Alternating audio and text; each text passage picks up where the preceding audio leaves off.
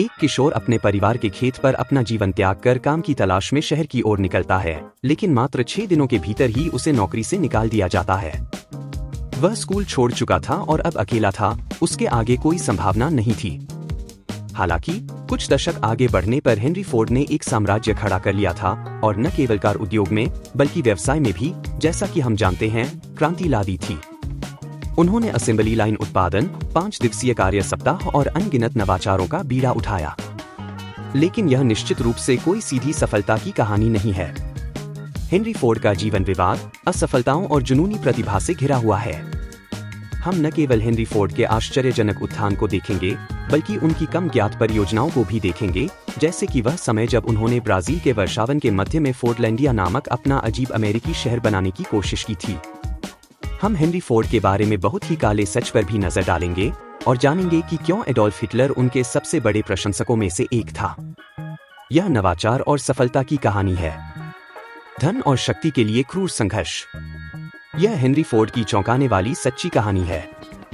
30 जुलाई 1863 को जन्मे Henry Ford का पालन पोषण मिशिगन के डियरबॉर्न में एक फार्म पर हुआ था, जिसे वे जल्द ही नापसंद करने लगे। हेनरी अक्सर सबसे बड़े बेटे के रूप में अपनी दैनिक जिम्मेदारियों से बचते थे और दिन का अधिकांश समय घर पर ही बिताते थे, जबकि उनके 5 छोटे भाई बहन खेतों में काम करते थे।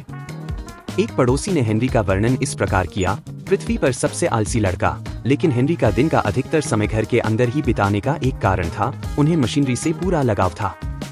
अपनी माँ की बुनाई की सुइयों को तेज करके स्क्रूड्राइवर बनाने तक हेनरी ने घर में प्रयोग करने में जितना संभव हो सके उतना समय बिताया, जैसे घड़ियों और खेती के उपकरणों के साथ छेड़छाड़ करना या समझने की कोशिश करना कि वे कैसे काम करते हैं।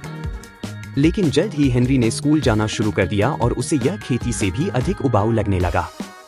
उन्होंने सोचा कि यह समय की बर्बादी है और वे कभी 8वीं कक्षा से आगे नहीं पढ़ पाए। इसके बजाय हेनरी ने स्वयं सीखना पसंद किया और जैसे जैसे वह बड़े हुए, उन्होंने अपने भाई बहनों और दोस्तों से विभिन्न प्रकार की मशीनें बनाने में मदद ली, पानी के पहिए से लेकर लघु भाप इंजन तक। यद्यपि उनकी परियोजनाएं अक्सर छोटे विस्फोट या कभी कभी चोट के साथ समाप्त हो जाती थीं, फिर भी यह स्पष्ट था कि मशीनरी के मामले में हेनरी में प्रतिभा थी। शायद उनके विकास में सबसे बड़ी छलांग तब आई जब उनके पिता ने उन्हें 13 साल की उम्र में एक पॉकेट घड़ी उपहार में दी। हेनरी ने जल्दी ही खुद को यह सिखा लिया कि इसे कैसे अलग किया जाए और फिर से कैसे जोड़ा जाए। वह बार बार ऐसा करने का अभ्यास करता रहा और हर बार उसकी गति बढ़ती गई और जल्द ही उसे शहर भर के लोगों की घड़ियां ठीक करने के लिए पैसे मिलने लगे। लेकिन कुछ ही महीनों बाद हेनरी को जीवन बदलने वाले क्षण का अनुभव हुआ। अपने पिता के साथ डेट्रॉयट की यात्रा करते हुए हेनरी ने पहली बार बिना घोड़े वाला वाहन देखा। यह एक भाप इंजन से चलने वाला ट्रैक्टर था और हेनरी उस मशीन से इतना मोहित हो गया कि उसने मन ही मन खुद से वादा किया कि वह भी अपनी तरह का एक वाहन बनाएगा। दुर्भाग्यवश यह वही वर्ष था जब यह त्रासदी घटित हुई। जब हेनरी केवल 13 वर्ष के थे तो प्रसव संबंधी जटिलताओं के कारण उनकी मां का निधन हो गया। हेनरी दुनिया में किसी भी अन्य व्यक्ति की अपेक्षा उसके अधिक करीब था और उसकी मृत्यु से वह बहुत दुखी हो गया। उन्होंने उसके बिना खेत पर जीवन का वर्णन करते हुए कहा कि एक मुख्य स्प्रिंग के बिना घड़ी। इसके बाद हेनरी को अपने ग्रामीण जीवन से पहले से भी अधिक नफरत होने लगी। उन्हें लगता था कि उनके लिए गायों का दूध दुहने और फसल काटने से कहीं अधिक बड़े काम लिखे गए हैं, लेकिन सबसे बड़े बेटे के रूप में उनके पिता को उम्मीद थी कि अंततः वे उनके खेत का स्वामित्व ले लेंगे। यह तनाव तब तक बढ़ता गया जब तक कि हेनरी ने अंततः 16 वर्ष की आयु में घर छोड़ने, पारिवारिक व्यवसाय त्यागने और डेट्रॉयट जाने का निर्णय नहीं ले लिया। यह उनके पिता के लिए बहुत बड़ी निराशा थी और इससे उनके रिश्ते पर बहुत बुरा असर पड़ा। और हालात तब और भी बदतर हो गए जब डेट्रॉयट में अपनी नई नौकरी शुरू करने के 1 सप्ताह बाद ही हेनरी को नौकरी से निकाल दिया गया। हेनरी ने अचानक स्वयं को नए शहर में अकेला पाया। उसके पास आय का कोई साधन नहीं था। लेकिन आश्चर्य की बात यह है कि जल्द ही उस जगह से मदद मिलने लगी जिसकी उसे उम्मीद नहीं थी। हेनरी को उसके पिता ने बचाया और उसे अपने एक पुराने मित्र की मशीन की दुकान में मरम्मत करने वाले की नौकरी दिलवा दी। हालांकि उनके पिता हेनरी द्वारा पारिवारिक व्यवसाय से मुंह मोड़ने से निराश थे, लेकिन उन्होंने हेनरी की उल्लेखनीय यांत्रिक क्षमता को पहचाना और जानते थे कि यह काम उसके लिए अच्छा होगा। इसलिए हेनरी ने अपनी चाची के साथ सस्ते मकान की तलाश की और रात में आभूषण मरम्मत का काम भी करने लगे। दोनों नौकरियों के बीच वह प्रति सप्ताह $5.50 कमाता था। और इससे भी महत्वपूर्ण बात यह है कि मरम्मतकर्ता के रूप में हेनरी की भूमिका ने उन्हें विभिन्न प्रकार की मशीनों के साथ प्रयोग करने का अवसर दिया। यह समय एक मैकेनिक के रूप में उनके विकास के लिए आवश्यक था, क्योंकि यह वस्तुतः उस शिक्षा के रूप में कार्य कर रहा था जो उन्हें कभी प्राप्त नहीं हुई थी। लेकिन 9 महीने नौकरी करने के बाद हेनरी ने फैसला किया कि उसने वह सब कुछ सीख लिया है जो वह सीख सकता था, और वह घर वापस आ गया। और वहीं 1882 में एक पड़ोसी हेनरी से एक नए खरीदे गए भाप इंजन को चलाने में मदद मांगने आया। हेनरी ने तुरंत सहमति दे दी, इस तथ्य के बावजूद कि उन्होंने अपने जीवन में कभी भाप इंजन नहीं चलाया था। वह हिलती हुई मशीन के पास गया जो उससे कहीं ज्यादा बड़ी थी, और शांतिपूर्वक उसे छोटा इंजन कहा। हेनरी ने आग जलाई और वाल्वों को समायोजित किया, जब तक कि अचानक मशीन चालू नहीं हो गई। पड़ोसी इतना खुश हुआ कि उसने हेनरी को $3 प्रतिदिन के वेतन पर पूर्णकालिक नौकरी की पेशकश कर दी। लेकिन जल्द ही यह बात फैल गई कि बिना किसी औपचारिक प्रशिक्षण के इस युवक ने भाप इंजन स्थापित किया और उसे चलाया, और गर्मियों के अंत में वेस्टिंगहाउस, जो भाप इंजन बनाने वाली कंपनी थी, का एक प्रतिनिधि आया और उसने हेनरी को भाप इंजन प्रबंधक के रूप में नौकरी की पेशकश की। इंजन मरम्मत करने वाला। हेनरी ने इसे स्वीकार कर लिया और अगले कई गर्मियों में मिशिगन और ओहियो में इंजनों की मरम्मत का काम किया। लेकिन हेनरी अपना सपना नहीं भूला। सर्दियों के दौरान उन्होंने अपना स्वयं का भाप से चलने वाला वाहन बनाने का प्रयास किया, ठीक वैसा ही जैसा कि बचपन में उन्हें बहुत आकर्षित करता था। लेकिन अनगिनत घंटों की मेहनत के बावजूद यह एक ऐसी चीज थी जिसे हेनरी नहीं कर पा रहा था। यद्यपि पहला भाप से चलने वाला वाहन 1769 में बनाया गया था, लेकिन वह इंजन और उसके बाद के संस्करण ट्रैक पर चलते थे। हालांकि हेनरी को पता था कि यह तो बस शुरुआत थी, और इसलिए उन्होंने अपनी क्वाड्रिसाइकिल $200 में बेच दी और उस पैसे का उपयोग अपने वाहन के दूसरे मॉडल पर काम शुरू करने में किया। इसे पूरा करने में उन्हें 3 वर्ष और लग गए, लेकिन जब उन्होंने यह काम पूरा किया तो उनके पास अपनी कार का काफी उन्नत संस्करण था। यह बड़ा था, तेज था और अधिक सुचारू रूप से चलता था। हालांकि इस समय हेनरी पूर्णकालिक आविष्कार करने के लिए बेताब थे, लेकिन उनके पास ऐसा करने के लिए पर्याप्त धन नहीं था। उन्होंने महसूस किया कि अपने जुनून को आगे बढ़ाने के लिए उन्हें निवेशकों की आवश्यकता होगी, और इसलिए उन्होंने कुछ धन जुटाने का निर्णय लिया, अपने करियर का सबसे बड़ा जोखिम उठाने और अपनी खुद की कंपनी शुरू करने के लिए तैयार हो गए। 1899 में हेनरी को एक बहुत धनी लकड़ी विक्रेता को 3.5 मील तक कार से ले जाने का मौका मिला। यात्रा के अंत में सेल्समैन हेनरी की कार से इतना प्रभावित हुआ कि वह तुरंत हेनरी की नई कंपनी में निवेश करने के लिए सहमत हो गया। अपनी कार को इस तरह प्रदर्शित करके हेनरी कुल 12 निवेशकों और $15,000 की पूंजी हासिल करने में सफल रहे, और इस प्रकार अगस्त 1899 में डेट्रॉयट ऑटोमोटिव कंपनी की स्थापना हुई, जिसमें हेनरी को मुख्य इंजीनियर नियुक्त किया गया। हालांकि इस समय तक घोड़े रहित गाड़ियों के कई अन्य ब्रांड भी आ चुके थे। वे सभी हस्तनिर्मित और बेहद महंगी थीं, और इस वजह से कारें केवल अमीर लोगों के लिए विलासिता की वस्तु के रूप में काम करती थी, जबकि हेनरी का लक्ष्य कुशल, अच्छी तरह से निर्मित वाहनों को तैयार करना था जो आम जनता के लिए सस्ती हो। दुर्भाग्यवश उनके शेयरधारक ऐसा नहीं चाहते थे। निवेशकों ने विभिन्न प्रकार के वाहनों का शीघ्रातिशीघ्र निर्माण करने की मांग की, ताकि निर्माण गुणवत्ता या विश्वसनीयता की परवाह किए बिना धनी शौकीनों को उच्च मूल्य पर बेचा जा सके। हेनरी का शेयरधारकों के साथ लगातार टकराव चल रहा था, क्योंकि वे उत्पादन में लगातार हो रही देरी से नाराज थे। वे अधिक लाभ के लिए दबाव डालते थे, जबकि हेनरी पूर्णता के लिए दबाव डालते थे। यद्यपि हेनरी ने ऑटोमोबाइल बनाने में महारत हासिल कर ली थी, लेकिन निश्चित रूप से वह व्यावसायिक पक्ष में निपुण नहीं था। उनका अनुभव एक एक करके वाहन तैयार करने में था, तथा प्रत्येक वाहन पर वे बहुत ध्यान देते थे, लेकिन शेयरधारकों ने उन पर ऐसी कारें बनाने का दबाव डाला जिनकी गुणवत्ता से वे संतुष्ट नहीं थे, तथा जिनकी कीमतें उनके अनुसार उचित नहीं थीं। और यह पता चला कि जनता भी उनसे सहमत थी। वाहन बहुत ज्यादा थे और उनकी गुणवत्ता बहुत खराब थी। परिणामस्वरूप कंपनी लाभ में नहीं रही और इसमें समस्याएं और देरी जारी रही। इसलिए अपने भव्य उद्घाटन के केवल 2 वर्षों के भीतर डेट्रॉयट ऑटोमोबाइल कंपनी को 1901 में भंग कर दिया गया। डेट्रॉयट ऑटोमोबाइल कंपनी की विफलता के बावजूद हेनरी के पास अभी भी शहर में अच्छे संपर्क वाले दोस्त थे, जिनमें से कुछ के पास एक गोदाम था, जहां उन्होंने हेनरी को काम जारी रखने की अनुमति दी, अपने आविष्कारों पर काम करने के लिए। हालांकि उनका पहला व्यवसाय सफल नहीं रहा था, लेकिन हेनरी के पास अब कम से कम उस चीज पर ध्यान केंद्रित करने की अधिक स्वतंत्रता थी जो वह वास्तव में चाहते थे, और इस बिंदु पर वह अपनी खुद की रेस कार बनाना चाहते थे, क्योंकि इससे उन्हें एक एकल कार पर काम करने की अनुमति मिलती लंबे समय तक। और ऐसा प्रतीत हुआ कि हेनरी के पास एक विचार था। हेनरी को लगता था कि उस समय के अन्य रेसर शक्ति पर बहुत अधिक ध्यान देते थे, जबकि वास्तव में उनका मानना था कि कार को हल्का बनाकर अधिक सफलता प्राप्त की जा सकती है। और इस प्रकार हेनरी ने एक बहुत हल्के 26 हॉर्स पावर 2 सिलेंडर रेसर पर काम शुरू किया। इस दर्शन के आधार पर हेनरी ने डेट्रॉयट ड्राइविंग क्लब में 10 लैप प्रतियोगिता में अपनी पहली रेस जीती। अपने लाइटवेट रेसर के साथ कई और रेस जीतने से हेनरी को जो प्रसिद्धि मिली, उसके बाद असफल डेट्रॉयट ऑटोमोबाइल कंपनी के कई शेयरधारक हेनरी के संपर्क में आए। वे मूलतः इस बात पर सहमत हुए कि रेसिंग की दुनिया में हेनरी की हाल की सफलता को देखते हुए शायद उन्हें फिर से मिलकर कार बनाने वाली कंपनी स्थापित करने का प्रयास करना चाहिए, और इस प्रकार हेनरी फोर्ड कंपनी की स्थापना हुई। इस कंपनी का लक्ष्य हल्के शहरी कारों का उत्पादन करना था। हालांकि रेसिंग में हेनरी की हालिया जीत ने उन्हें जुनूनी बना दिया था। वह केवल रेस कारें बनाना चाहते थे तथा यह पता लगाना चाहते थे कि उन्हें कैसे अधिक से अधिक तेज दौड़ाया जाए।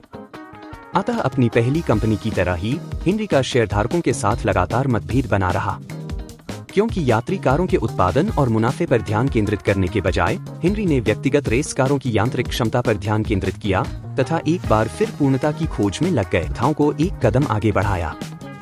अपने निजी अनुभव से यह जानते हुए कि किस प्रकार एक भी पुर्जा गायब होने से कार उत्पादन में कई सप्ताह की देरी हो सकती है, उन्होंने अपने कारखानों में अलग अलग कार पुर्जों का निर्माण शुरू कर दिया तथा इंजन से लेकर ट्रांसमिशन तक सब कुछ बनाना शुरू कर दिया। इससे उत्पादन समय और भी तेज हो गया, और जहां पहले हेनरी को एक कार बनाने में 2.5 दिन लगते थे, वहीं अब उसे केवल 90 मिनट लगे। इस चरम प्रगति ने उनके लिए मॉडल टी लॉन्च करने का मंच तैयार किया, जो इतिहास की सबसे सफल कारों में से एक बन गई। उत्पादन प्रक्रिया में हेनरी द्वारा किए गए सभी सुधारों की बदौलत वह अंततः एक कार का उत्पादन करने में सक्षम हो गए। औसत व्यक्ति के लिए इस कार के लिए उनके पास 3 विचार थे। इसे सस्ता, टिकाऊ और उपयोग में आसान बनाना चाहते थे, और उन्होंने ठीक यही किया। प्रत्येक मॉडल टी को कारखाने से एक ही अदलाबदली योग्य भागों और एक ही काले रंग के शेड के साथ बाहर निकाला गया तथा एक विस्तृत अनुदेश पुस्तिका के साथ लाया गया, ताकि मालिक वाहनों को स्वयं समझ सकें और ठीक कर सकें।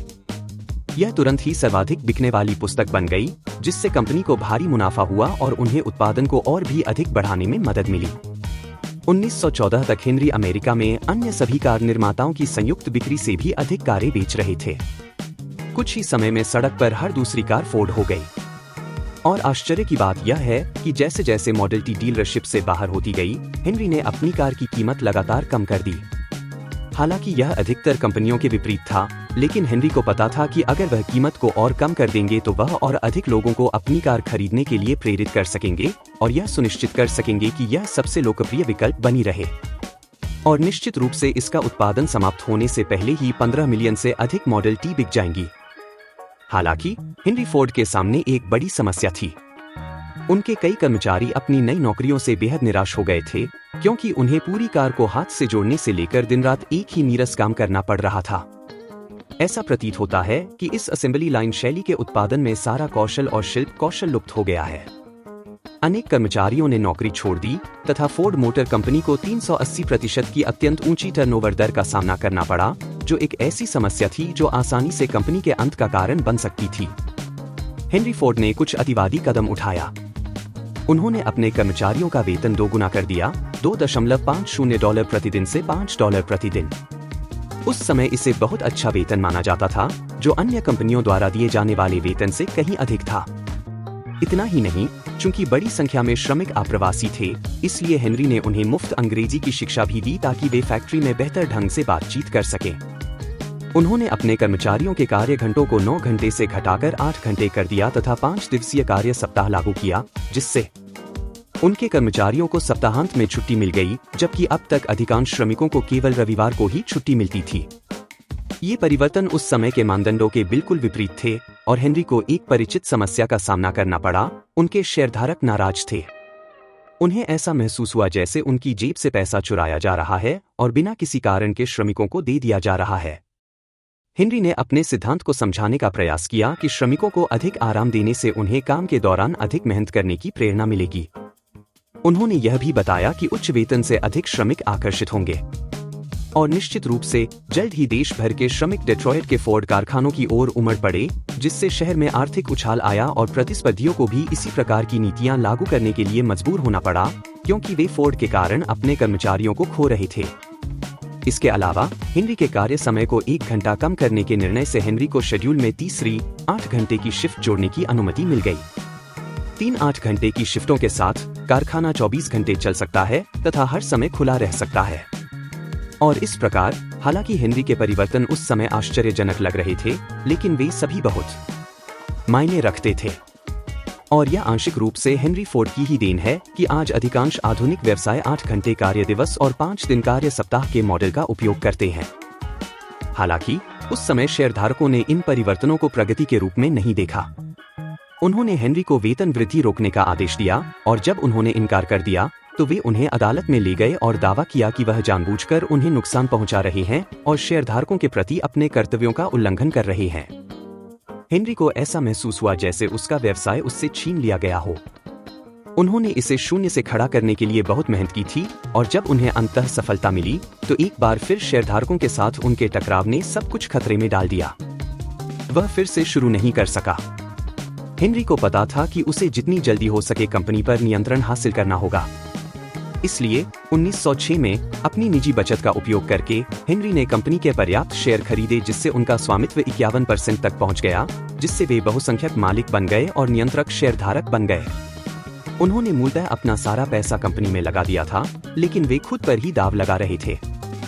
1919 में हेनरी ने अपने बेटे एडसेल को फोर्ड मोटर कंपनी का अध्यक्ष नियुक्त करते हुए नेतृत्व सौंप दिया।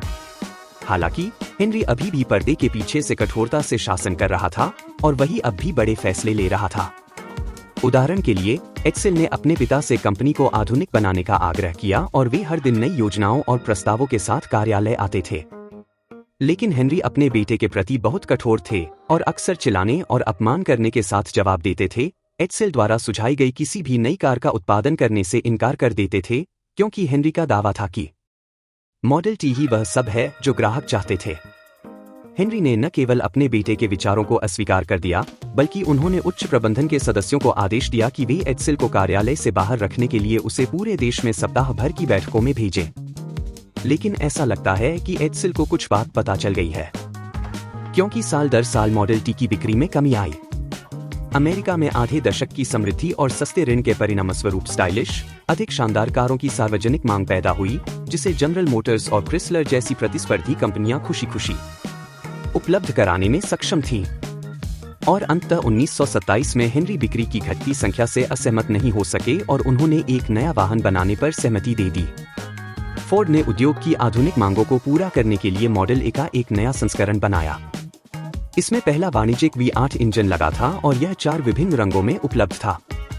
हालांकि जब तक फोर्ड मोटर कंपनी ने अपना नया मॉडल ए बेचना शुरू किया, तब तक वे संयुक्त राज्य अमेरिका में कार निर्माताओं के बीच क्रिसलर और जनरल मोटर्स के बाद तीसरे स्थान पर आ चुके थे।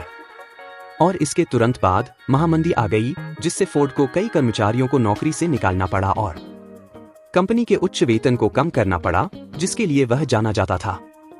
हालांकि वह अभी भी जनता का आदमी होने का दावा करता था, हेनरी ने अंततः एक गुप्त पुलिस बल को काम पर रखा ताकि वह कंपनी को लूट सके।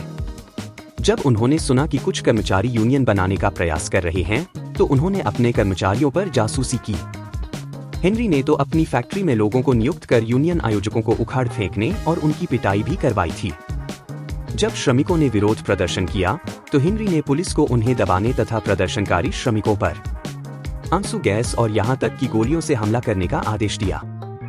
दुर्भाग्यवश इसके परिणामस्वरूप 4 श्रमिकों की मृत्यु हो गई, जिसे फोर्ड हत्याकांड के नाम से जाना जाता है।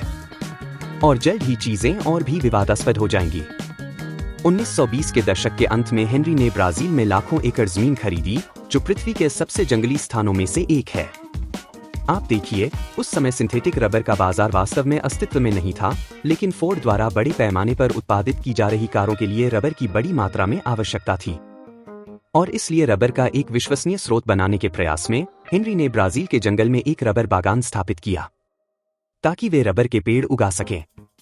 योजना यह थी कि रबर को एकत्र कर उसे डेट्रॉयट वापस भेजा जाए, जहां उससे फोर्ड कारों के लिए टायर और अन्य पुर्जे बनाए जाएं। लेकिन रबर ही एकमात्र लक्ष्य नहीं था। हेनरी फोर्ड भी उस ग्रामीण अमेरिका के अनुरूप एक स्वप्न लोक बनाना चाहते थे जिसमें वे बड़े हुए थे। मूलतः वे जंगल के बीचों बीच एक आत्मनिर्भर शहर बनाना चाहते थे जहां उनके रबर बागान के सभी श्रमिक रहते। उन्होंने इसे फोर्डलैंडिया नाम दिया और इसमें घर, दुकानें, एक स्कूल, एक अस्पताल, एक गोल्फ कोर्स और निश्चित रूप से रबर के प्रसंस्करण के लिए एक संयंत्र भी था। कुल मिलाकर इसमें 7,000 से अधिक व्यक्ति रहते थे। हालांकि हेनरी चाहते थे कि शहर बहुत सख्त और विवादास्पद नियमों के तहत संचालित हो, जिन्हें अमेरिकी प्रबंधकों द्वारा लागू किया गया था। समुदाय में शराब, तंबाकू और खेल खेलना प्रतिबंधित था, यहाँ तक कि निवासियों के अपने घरों में भी, और सभी नियमों का पालन सुनिश्चित करने के लिए पुलिस बल मौजूद था। इसके अलावा फोर्डलैंडिया को जल्द ही कई चुनौतियों का सामना करना पड़ा: प्रतिकूल मौसम, बीमारी का प्रकोप, श्रमिकों में गुस्सा और पर्यावरणीय आपदाएं। इन सब बातों से यह संकेत मिलता है कि यह उद्यम विफलता की ओर बढ़ रहा है। और इसके बावजूद भी हेनरी ने इस परियोजना में लाखों का निवेश जारी रखा, जब तक कि अंततः एक बीमारी ने शहर के कार्यबल और रबर उत्पादन को पंगु नहीं कर दिया। श्रमिकों के बीच असंतोष ने अंततः खुले विद्रोह को जन्म दिया और हेनरी को यह स्वीकार करना पड़ा कि फोर्डलैंडिया एक बहुत महंगी गलती थी। हेनरी को बागान को ब्राजील सरकार को केवल $250,000 में बेचना पड़ा, जो उनके कुल निवेश का एक अंश मात्र था। और फोर्डलैंडिया के निर्जन खंडहर अभी भी हेनरी फोर्ड के जंगली जंगल यूटोपिया विचार के प्रतीक के रूप में बने हुए हैं। जैसे जैसे हेनरी फोर्ड बड़े होते गए, उनका यहूदी लोगों के प्रति आकर्षण बढ़ता गया और वे लगभग हर उस चीज के लिए यहूदी लोगों को दोषी ठहराने लगे जो उन्हें पसंद नहीं थी। एक करीबी दोस्त ने हेनरी को यह कहते हुए उद्धृत किया कि यहूदियों ने युद्ध करवाया, यहूदियों ने देश में चोरी और डकैती फैलाई, यहूदियों ने नौसेना में भी कमी पैदा की। हेनरी ने एक समाचार पत्र को वित्त पोषित किया जो जनसाधारण में अपनी नफरत फैलाने के लिए यहूदी विरोधी लेख प्रकाशित करता था। उन्होंने एक साप्ताहिक खंड भी प्रकाशित किया जिसका शीर्षक था अंतर्राष्ट्रीय यहूदी विश्व की समस्या। आक्रामक बिक्री रणनीतियों के कारण अखबार को अपने चरम पर 700,000 साप्ताहिक पाठक मिले, जो विदेशियों को दिया जाने वाला सर्वोच्च पदक था, और हेनरी फोर्ड ने इसे सहर्ष स्वीकार कर लिया। उन्हें यह पदक नाजी पार्टी के समान ही उनके आदर्शों और समर्पण के लिए दिया गया था। और हेनरी फोर्ड का नाजीवाद के साथ रिश्ता और भी गहरा था। 1945 में अमेरिकी सेना की एक रिपोर्ट में कहा गया कि फोर्ड मोटर कंपनी की जर्मन शाखा, जो अभी भी हेनरी फोर्ड के नियंत्रण में थी, युद्ध के दौरान नाजीवाद के शस्त्रागार के रूप में काम करती थी। द्वितीय विश्व युद्ध के प्रारंभ में, जबकि अधिकांश अमेरिकी कंपनियों ने जर्मनी से अपने स्टोर हटा लिए थे, फोर्ड ने जर्मन संयंत्रों का उपयोग जारी रखा। अमेरिकी जीआई की रिपोर्टों में कहा गया कि यह देखना कितना अजीब था कि अमेरिका के दुश्मन जर्मन लोग फोर्ड ऑटोमोबाइल को युद्ध में ले जा रहे थे। यह भी बताया गया है कि फोर्ड ने नाजियों के लिए कारों और ट्रकों का उत्पादन करने के लिए एकाग्रता शिविरों से दास श्रम का उपयोग किया था। यह स्पष्ट है कि हेनरी फोर्ड न केवल यहूदी विरोधी थे, बल्कि वे दुनिया भर में यहूदी विरोध फैलाने में अविश्वसनीय रूप से प्रभावशाली थे। 1943 में हेनरी के बेटे एड्सेल की पेट के कैंसर से मृत्यु हो गई। वह कभी भी फोर्ड मोटर कंपनी में अपने सपने को साकार होते नहीं देख पाए, क्योंकि हेनरी ही अब भी सारे फैसले ले रहे थे। वास्तव में हेनरी फोर्ड के पोते ने दावा किया है कि हेनरी फोर्ड ने एड्सेल को बहुत डांटा था, क्योंकि उन्हें लगा कि हेनरी ने उन्हें इतना अनावश्यक तनाव और कठिनाई दी थी कि इससे वह बीमार हो गए थे। अपने बेटे की मृत्यु के कुछ वर्षों के बाद हेनरी फोर्ड की भी 1947 में 83 वर्ष की आयु में मृत्यु हो गई। फोर्ड मोटर कंपनी अपने नेता को खोने से सदमे में थी और आगे बढ़ने का कोई स्पष्ट रास्ता नहीं था। अंततः हेनरी फोर्ड के पोते ने 1979 तक कंपनी का नियंत्रण अपने हाथ में ले लिया। लेकिन जहां हेनरी फोर्ड ने अकेले ही 39 वर्षों तक कंपनी का नेतृत्व किया, वहीं अगले 41 वर्षों में फोर्ड मोटर कंपनी ने 13 बार सीईओ बदले। हालांकि नेतृत्व में बदलाव के बावजूद ऑटोमोटिव दिग्गज ने हेनरी द्वारा रखी गई नींव पर व्यावसायिक सफलता हासिल करना जारी रखा तथा थंडरबर्ड, मस्टैंग जैसी सर्वाधिक बिकने वाली कारों और अनगिनत क्लासिक कारों का निर्माण किया। हालांकि यह कभी भी उद्योग पर हावी नहीं हो पाया, जैसा कि एक समय इसके मूल नेता के अधीन था।